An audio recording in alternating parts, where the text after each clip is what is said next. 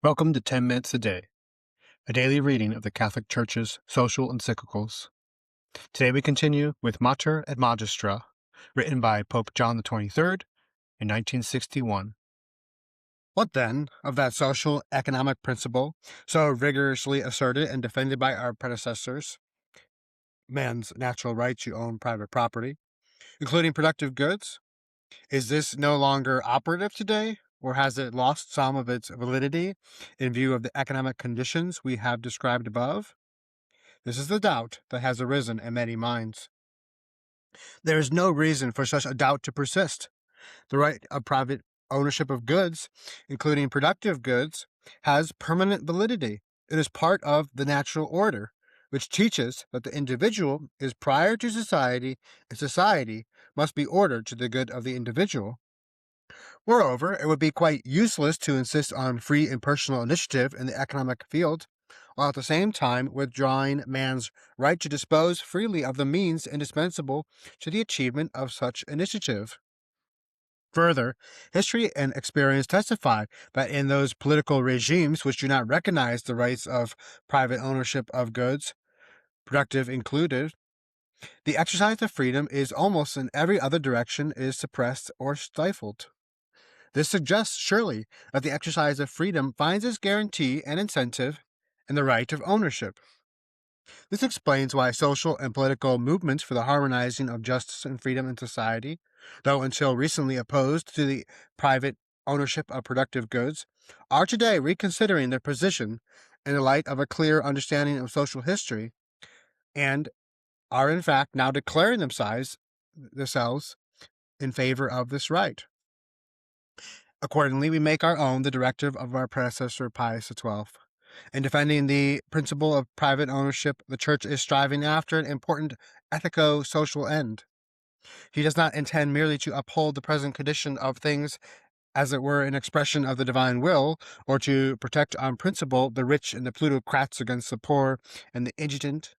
The Church aims rather at securing the institution of private property be such as it should be should according to the plan of divine wisdom and the dispositions of nature. Hence, private ownership must be considered as a guarantee of the essential freedom of the individual, and at the same time an indispensable element in a true social order. Moreover, in recent years, as we have seen, the productive efficiency of many national economies has been increasing rapidly. Justice and fairness demand, therefore, that within the limits of the common good, wages too shall increase. This means that the workers are able to save more, and thus acquire a certain amount of property of their own.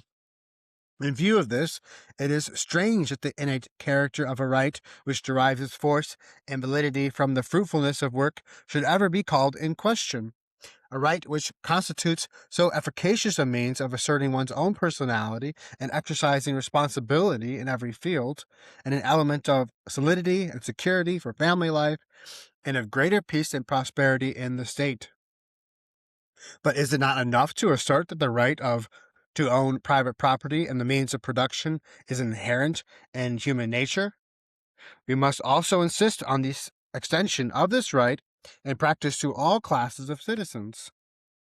As our predecessor Pius XII so rightly affirmed, the dignity of the human person normally demands the right to use of the goods of the earth, to which correspond the fundamental obligation of granting an opportunity to possess property to all if possible. This demand arises from the moral dignity of work. It also guarantees the conservation and perfection of a social order which makes possible a secure, even if modest, property to all classes of people. Now, if ever, is the time to insist on a more widespread distribution of property, in view of the rapid economic development of the increasing number of states. It will not be difficult for the body politic, by the adoption of various techniques of proved efficiency, to pursue an economic and social policy which facilitates the widest possible distribution of private property in terms of durable consumer goods, houses, land, tools, and equipment, in the case of craftsmen and owners of family farms, and shares in medium and large business concerns. This policy is in fact being pursued with considerable success by several of the socially and economically advanced nations. This, of course, is not to deny the lawfulness of state and public ownership of productive goods, especially those which carry with them a power too great to be left to private individuals without injury to the community at large. State and public ownership of property is very much on the increase today. This is explained by the exigencies of the common good, which demand that the public authority broaden its sphere of activity. But here, too, the principle of subsidiary function must be observed. The state and the agencies of public law must not extend their ownership beyond what is clearly required by the considerations of the common good properly understood. And even then, there must be safeguards. Otherwise, private ownership could be reduced beyond measure, or even worse, completely destroyed. It is important, too, not to overlook the fact that the economic enterprises of the state and other agencies of public law must be entrusted to men of good reputation, who have the necessary experience and ability and a keen sense of responsibility toward their country. Furthermore, a strict check should constantly be kept on their activity, so as to avoid any possibility of the concentration of undue economic power in the hands of a few state officials, to the detriment of the best interests of the community. Our predecessors have insisted, time and again, on the social function inherent in the right to private ownership, for it cannot be denied that in the plan of the Creator all this world's goods are primarily intended for the worthy support of the entire human race. Hence, as Leo XIII so wisely taught in Rerum Novarum, whoever has received from the divine bounty a large share of temporal blessings, whether they be external or corporeal, or gifts of the mind, has received them for the purpose of using them for the perfection of his own nature, and at the same time that he may employ them as the steward of God's providence for the benefit of others. He that hath a talent, says St. Gregory the Great, let him see that he hide it not. He that hath abundance, let him quicken himself to the mercy and generosity. He that hath art and skill, let him do his best to share the use and the utility thereof with his neighbor.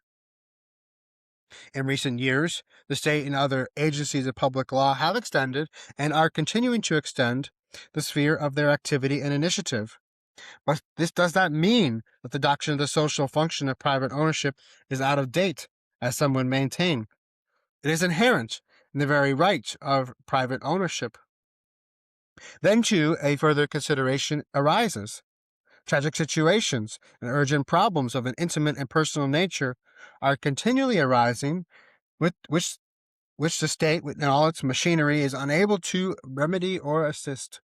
There will always remain, therefore, a vast field for the exercise of human sympathy and the Christian charity of individuals.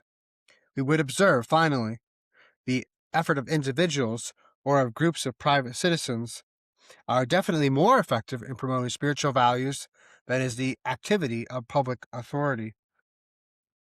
We should notice at this point that the right of private ownership is clearly sanctioned by the gospel. At the same time, the Divine Master frequently extends to the rich the insistent invitation to convert their material good into spiritual ones by conferring them on the poor. Lay not up to yourselves treasures on earth, where the rust and the moth consume, and where the thieves break through and steal.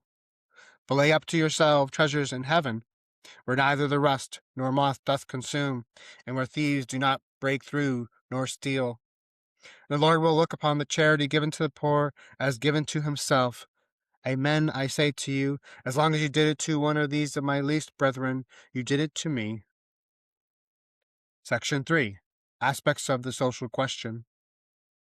History shows with ever-increasing clarity that it is not only the relations between workers and managers that need to be re-established on the basis of justice and equity, but also those of the various branches of the economy, between areas of varying productivity within the same political community, between countries with a different degree of social and economic development. First, with regard to agriculture, it would not appear that the rural population as a whole is decreasing, but it is an undeniable fact that many people are moving away from their farms into more thickly populated areas, as well as into the cities themselves. When we realize that this movement of population is going on in nearly every part of the world, often on a large scale, we begin to appreciate the complexity of the human problems involved and their difficulty of solution. We know that as an economy develops, the number of people engaged in agriculture decreases, while the percentage employed in industry and various services rises. Nevertheless, we believe that very often the movement of population from farming to industry has other causes besides those dependent on economic expansion. Among these, there is the desire to escape from the confining surroundings, which offer little prospect of a more comfortable way of life. There is the lure of novelty and adventure, which is taking such a hold on the present generation, the attractive prospect of easy money, of greater freedom, and the enjoyment of all the amenities of town and city life. A contributory cause of this movement away from the country is doubtless the fact that farming has become a depressed occupation. It is inadequate, both in productive efficiency and the standard of living it provides.